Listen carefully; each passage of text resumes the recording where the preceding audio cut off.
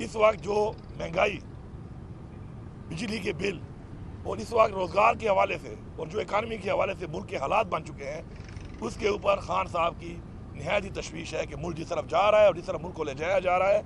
तो हमेशा की तरह वो कहते हैं कि पाकिस्तान के लिए मैं हमेशा तैयार था, पाकिस्तान के लिए कि कोई भी पाकिस्तान की अगर बात हो हम करने को तैयार हैं, लेकिन हमारा जो मैंडेट चोरी हुआ, जो हमारे साथ ज्यादती हुई, जो पाकिस्तान के आइन को तोड़ा गया, जो कि पाकिस्तान के आइन को बार बार तोड़कर एक जमहूरियत को नुकसान हुआ है, उस पर बात होनी ज़रूरी है।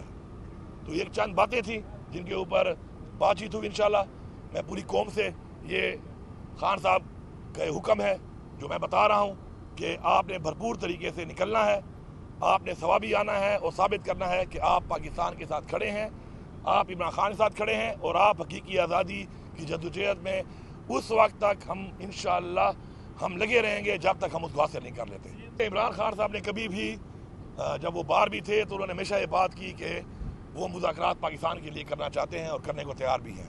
और उसके बाद उन्होंने कमेटी भी बनाई बातचीत के लिए, और चूँकि मैं एक ऑफिशियल पोजीशन पे हूँ तो मेरा ऑन एंड ऑफ जो मुलाकात या रब्ता या बातचीत होती है तो उसमें मैं ज़ाहिर बात है इन पॉइंट्स को जो पंजाब में होता है फसाइयत, ये FIR जो लोग गायब हो रहे हैं, गिरफ्तार हो रहे हैं, तो मैं इनको ज़ाहिर बात है मेरा ये फ़र्ज़ है कि मैं उजागर करूँ, मैं करता रहता हूँ।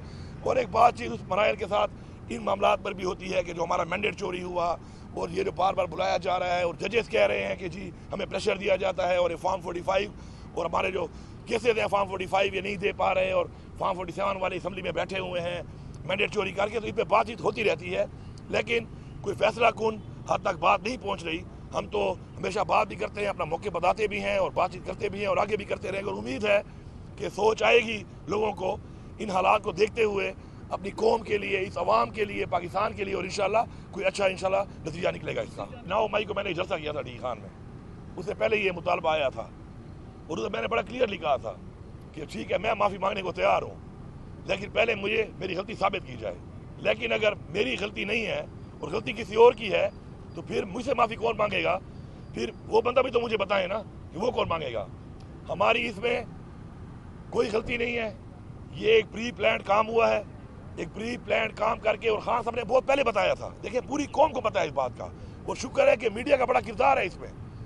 इमरान खान ने बहुत पहले बताया था कि मेरे पे हमला कराया जाएगा, उसको रंग दिया जाएगा मजहबी इंतहा पसंदी का, फिर मेरी पार्टी ख़त्म की जाएगी, मेरी पार्टी के लोगों को उठाया जाएगा, मेरी पार्टी को तोड़ा जाएगा। तो स्टेप बाय स्टेप वो सारी चीज़ें वैसे ही हुई हैं, वो सीरीज ऑफ इवेंट्स।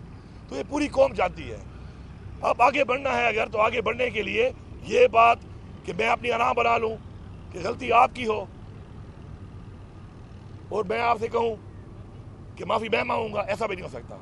और गलती मेरी हो और आप मुझे कहें तो ये जो है जिसकी गलती है उसको मानना पड़ेगा, जिस हद तक है उस हद तक मानना पड़ेगा। आगे बढ़ने के लिए ये ज़बरदस्ती के काम, ज़बरदस्ती की डिमांडें, अपनी अना को तस्कीन पहुँचाने के लिए, अपना परसेप्शन ठीक करने के लिए, इस तरह की बातों से मुज़ाकरात नहीं होते। हाँ मेरी गलती है, मैंने जो किया है मुझे उसमें कोई पीछे हटने की ज़रूरत भी नहीं होनी चाहिए क्योंकि बड़े ज़र्फ़ के लोग ही माफ़ी मांगते हैं। लेकिन अगर मैंने गलती ही नहीं की और मुझे आप कहें माफ़ी मांगो तो मैं क्यों माफ़ी मांगूँ? चले आप आ जाएं, बैठ जाएं, आप मेरे पे गलती साबित कर लें।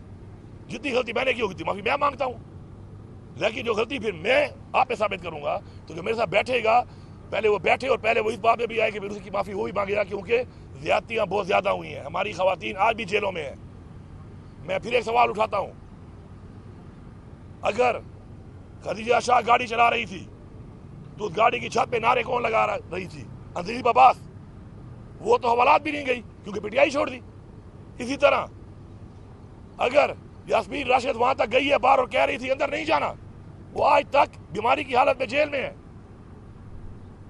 तो उसी तरह मुराद रास जिसका इन्होंने कहा 3 दिन कैंपेन चलाई, उस कैंपेन में ये नहीं कहा कि यास्मीन राशिद या हमाद अजहर या हमारे चौधरी एजाज साहब या महमूद रशीद साहब कि उनके मोबाइल के कोई निकले हैं कि जी उन्होंने कॉलें की हैं। मुराद रास में 3 दिन कैंपेन चली कि जी 1800 कॉलों का रिकॉर्ड आया है, ये इन्वॉल्व था, उसने 3 दिन बाद प्रेस कॉन्फ्रेंस कर दी, वो आराम से टीवी पे टॉक शो कर रहा है। और जिनके बारे में ये एक कॉल नहीं साबित कर सके वो जेलों में पड़े हैं। तो ये चीज़ें, कोई कौम बेवकूफ़ नहीं है, कोई जानवर नहीं है। हर बना समझता है ये परसेप्शन जो बनाया गया, जो डाला गया, उसके साथ जो वाक़यात हुए उनका मुआवजा करें اور قوم فیصلہ کر لے غلطی کس کی ہے. میری اگر ہے بالکل میں ماننے کو تیار ہوں. ہم اگر خاموش رہیں گے، ہم اگر اپنے حق کے لیے بات نہیں کریں گے، تو اس کا مطلب یہ ہے کہ ہم اپنے بنیادی حقوق سے دستبردار ہو جائیں. اور یہ جو ہمارے بنیادی حقوق ہیں، یہ کسی انسان نے ہمیں نہیں دیے، یہ اللہ رب العالمین نے دیے ہیں. ہم سب کو آزاد پیدا کیا ہے، ہم کسی انسان کے غلام نہیں ہیں. ایک ہی غلامی ہے اللہ رب العالمین کے. اسی کے توسط سے نبی مہربان صلی اللہ علیہ وآلہ وسلم کے ہم سب غلام ہیں، ان کے امتی ہیں. اس کے علاوہ ہم کسی کی بات نہیں مانیں گے. کوئی زمین کا خدا بننے کی کوشش کرے گا تو اس کے مقابلے میں جد و جہد کرنا ہمارے ایمان کا حصہ ہوگا. اس لیے زمینی خداؤں کو یہ بات اچھی طرح سمجھ لینی چاہیے کہ تم ہمیں ہمارے بنیادی حقوق سے تم محروم نہیں کر سکتے، اور ہم اس کے لیے آواز اٹھائیں گے. میرے بھائیوں اور دوستوں، میری عزت ماں بہنوں، آپ کی اس جد و جہد کو میں سلام پیش کرتا ہوں. آپ کی اس مزاحمت کو میں خراج تحسین پیش کرتا ہوں. انہوں نے یہ سمجھا تھا کہ چند دنوں کے لیے یہ آئے ہیں اور آ کر چلے جائیں گے. ہم یہ بات واضح کر دینا چاہتے ہیں کہ ہم جانے کے لیے نہیں آئے ہیں. ایک ہی صورت میں جائیں گے، ہمارے بجلی کے بلوں کو کم کر دو. ایک ہی صورت میں جائیں گے، تنخواہ دار لوگوں کے جو تم نے ٹیکس کا یہ سلیب بنایا ہے، یہ پورا کا پورا نامنظور ہے. پچھلے سال تک کی بات اپنی جگہ، اس میں بھی انصاف نہیں تھا، لیکن پھر بھی اس حد تک بات صحیح ہے. لیکن اس بجٹ کا جو سلیب سسٹم بنایا گیا ہے، جو تنخواہ دار لوگوں پر ٹیکس کا بوجھ ڈالا گیا ہے، یہ پاکستان دشمنی ہے. یہ برین ڈرین کا انتظام ہے. یہ پروفیشنل لوگوں کی حوصلہ شکنی ہے. یہ معیشت کا پہیہ چلانے والے ان لوگوں کا راستہ روکنا ہے. لہذا ہم اس کو قبول نہیں کرتے. ہم یہ کہنا چاہتے ہیں، یہ جو آئی پی پیز کا دھندا ہے کہ ہم ہزاروں ارب روپے پاکستانی قوم وہ پیسے ادا کرے جو بجلی بنتی ہی نہیں ہے، یہ قابل قبول نہیں ہے. یہ مراحت جو انہیں حاصل ہے، یہ مراحت ان کو ختم کرنی پڑیں گی. یہ جو ان کی شاہ خرچیاں ہیں، انہیں اپنی گاڑیاں چھوٹی کرنی پڑیں گی.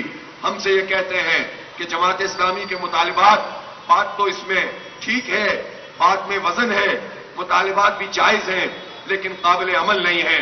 میں نے صبح بھی کہا تھا اور اب بھی کہہ رہا ہوں کہ پرائم منسٹر صاحب، اگر آپ اپنے سرکار کے لوگوں کی گاڑیاں، فوج کے افسروں کی گاڑیاں، عدلیہ کے ججز کی گاڑیاں، بیوروکریٹس کی گاڑیاں اور جو آپ کے وزراء اور مشیروں کی گاڑیاں ہیں، اگر اس کو میکسیمم 1300 سی سی کر دیں گے تو 1300 سی سی گاڑی کرنے سے کیا شہباز شریف کے پلیٹلیٹس میں کوئی کمی واقع ہو جائے گی؟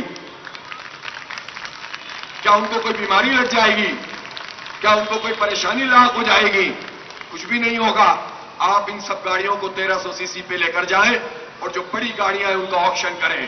آپ دیکھیں گے کم از کم 10-15 ہزار ارب روپے پاکستانی قوم کو اس سے حاصل ہو جائیں گے. اور یہ جو فری پیٹرول ہے اور مراحت ہیں، ان کو کم کریں، ہمارا بہت بڑا مسئلہ حل ہو جائے گا. جاگیرداروں پہ ٹیکس لگائیں، جن کی زمین 20 ایکڑ سے زیادہ ہے وہ 2.5 کروڑ ایکڑ بنتے ہیں. چند لوگوں کے پاس ہیں. چند لوگوں پہ ٹیکس لگانا تمہیں برا لگتا ہے، غریب کے اوپر ٹیکس لگانا تمہیں برا نہیں لگتا، بجلی کے بلوں میں ٹیکس لگانا تمہیں برا نہیں لگتا، مڈل کلاس کو ٹیکس لگانا اور تنخواہ دار پہ ٹیکس لگانا تمہیں برا نہیں لگتا، لیکن بڑے جاگیرداروں پہ ٹیکس لگانے میں تمہیں موت آتی ہے.